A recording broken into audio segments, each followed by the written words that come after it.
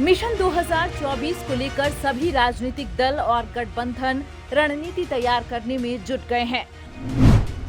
खासकर देश की दो सबसे बड़ी राष्ट्रीय पार्टी भाजपा और कांग्रेस ने इसको लेकर जनता के बीच कार्यक्रम भी शुरू कर दिया है।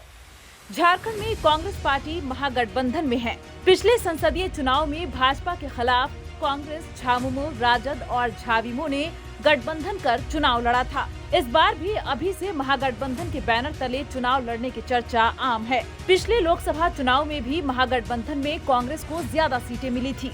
उसी तर्ज पर इस बार भी कांग्रेस लोकसभा की ज्यादा सीटें अपने पक्ष में करने की जुगत में है।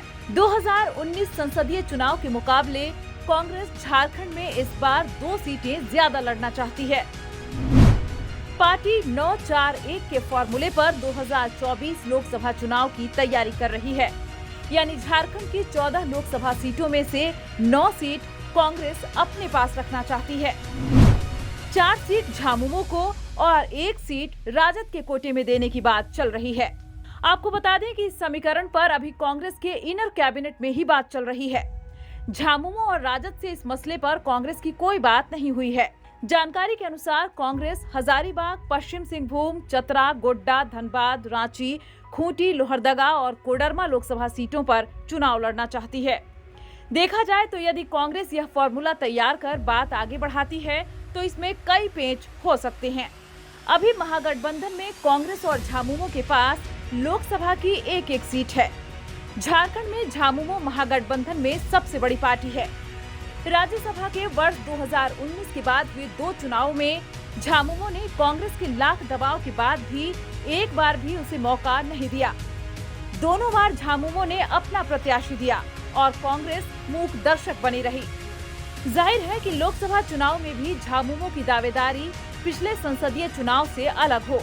पिछले चुनाव में गठबंधन के तहत कांग्रेस को 9 सीटें मिली थी। गठबंधन में झाविमो की एंट्री के बाद कांग्रेस ने अपने कोटे की 2 सीटें कोडरमा और गोड्डा झाविमो के लिए छोड़ दी थी।